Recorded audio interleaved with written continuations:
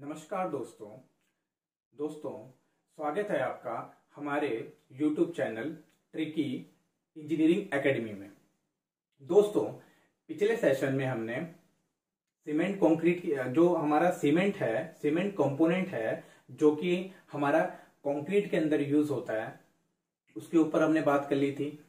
आज हम दूसरा जो कंपोनेंट है, सेकंड जो कंपोनेंट है एग्रीगेट के ऊपर बात करेंगे कि हम जो कंक्रीट के अंदर एग्रीगेट को डालते हैं उसके बारे में हम थोड़ा थोड़ा यहाँ पे जानने की कोशिश करेंगे कि हमारा जो एग्रीगेट हम यूज कर रहे हैं कंक्रीट के अंदर उसका प्रयोग क्या है, उसकी इंपॉर्टेंस क्या है। अब aggregates are the inert material basically use as filler with binding material. अब मतलब क्या होता है इसका, जो एग्रीगेट है वो एग्रीगेट को हम as a inert material use करते हैं कंक्रीट के अंदर। अब इनर्ट मटेरियल क्या होते हैं?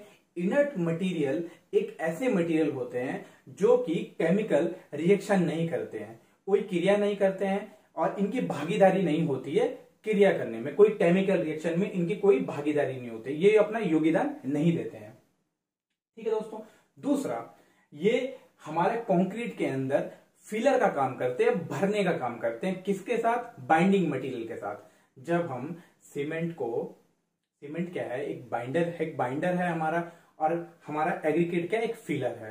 तो जब हम फिलर को और हम बाइंडर को दोनों को मिला देते हैं तो ये पूरा का पूरा एक कंक्रीट ब्लॉक बन जाता है। तो कंक्रीट के अंदर हमारा जो एग्रीगेट है वो फिलर का काम करता है, विद किसके साथ? आपका बाइंडिंग मटेरियल, जो कि हम सीमेंट यूज कर रहे हैं। दूसरी बात, which give body to the concrete and also reduce shrinkage and effective economy. अब हमारा जो कंक्रीट है, अब एग्रीगेट जो है, हमारी जो एग्रीगेट है वो कंक्रीट के अंदर कंक्रीट को एक बॉडी देने का काम करते हैं, एक रूप देने का काम करते हैं। समझिए दोस्तों, आप समझ पा रहे होंगे मेरी बात को कि जैसे कि हमारी एक बॉडी है, खुद की एक बॉडी है, ठीक है ना दोस्तों। वैसे ही क्या है कि हमारी बॉडी के अंदर जो हमारा स्ट्रक्चर है, हमारी जो हड्डियां हैं वो हमको बॉडी देने का काम कर रही हैं, ठीक है ना। और उसके ऊपर हमारा मांस है, ठीक है दोस्तों। तो हमारी पूरी बॉडी, तो ऐसे ही क्या है कि जो एग्रीगेट है वो क्या करता है, कंक्रीट को बॉडी देने का काम करता है, एक रूप देने का काम करता है, जिससे जब वो रूप दे देता है तो एक कंक्रीट जो हमारा पूरा बन के तैयार हो जाता है। ठीक। और दूसरी बात, ये क्या करता है कि जब हम कंक्रीट के अंदर एग्रीगेट को डालते हैं तो ये श्रिंकेज रिड्यूस करता है। क्या करता है दोस्तों? श्रिंकेज को रिड्यूस करता है। और साथ में जो हमारे एग्रीगेट होते हैं वो सस्ते भी होते हैं, ठीक है दोस्तों। तो ये इकोनॉमी को इफेक्ट करते हैं, ये सस्ते होते हैं। हमारा जो ग्रेवल है, हमारा जो सैंड है, जो रेत है, ये कहीं भी मिल जाते हैं, कहीं भी प्राप्त हो जाते हैं, इजिली मिल जाते हैं, तो ये सस्ते होते हैं। अब तीसरी बात, हमारा जो एग्रीगेट है ऑक्युपाई करता है हमारा 70 से 80% of total volume of concrete का। अब क्या होता है कि दोस्तों हमारा जो कंक्रीट बनता है उसके अंदर जो एग्रीगेट हम यूज कर रहे हैं वो हमारे 70 से 80% हमारा एग्रीगेट ही होता है कंक्रीट के अंदर। इतना इसका वॉल्यूम होता है कि मतलब जो टोटल वॉल्यूम ऑफ कंक्रीट होता है हमारा, जो टोटल वॉल्यूम ऑफ कंक्रीट का होता है हमारा, उसमें हमारा 70 से 80% हमारा एग्रीगेट ही होता है। इतना बड़ा अमाउंट होता है एग्रीगेट का हमारा कंक्रीट के अंदर। अब हम आगे थोड़ा बात करते हैं कि aggregate should be well graded to achieve minimum voids.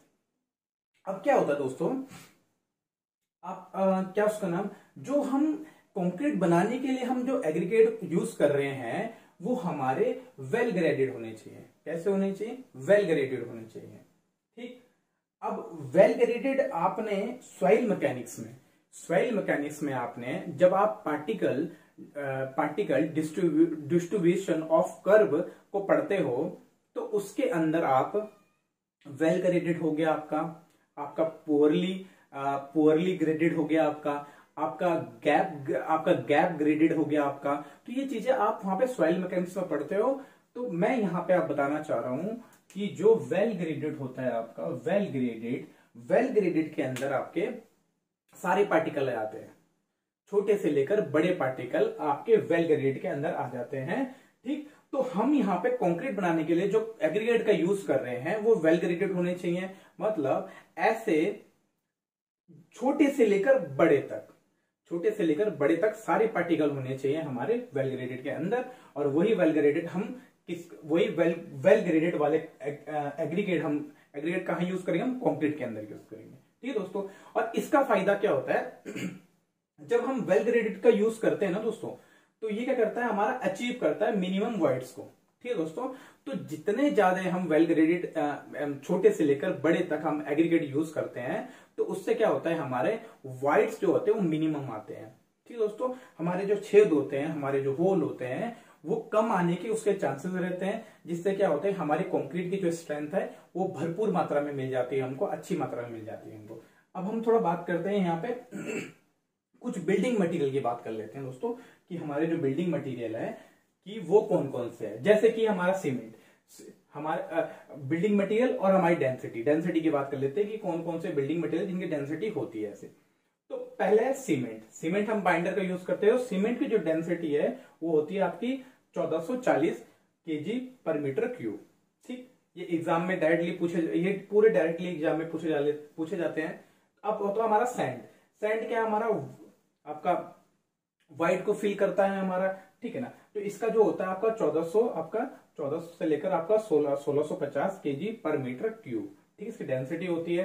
अब हमारा कोर्स एग्रीगेट का जो होता है वो आपका 1200 से लेकर 1600 आपका kg पर मीटर क्यूब होती है। ठीक है दोस्तों, फिर हमारा वाटर आता है। हमारा जो वाटर है, वाटर का तो सभी को पता होगा, वाटर का जो डेंसिटी होती है वो 1000 kg पर मीटर क्यूब होती है। फिर हमारा कंक्रीट का आता है। अब जब हम पूरा बना लेते हैं, हम सीमेंट को, सैंड को और हमारा एग्रीगेट को और वाटर को जब मिक्स बनाए तो एक कंक्रीट बनकर तैयार होता है। तो उस कंक्रीट की जो डेंसिटी होती है वो डेंस कंक्रीट डेंसिटी है।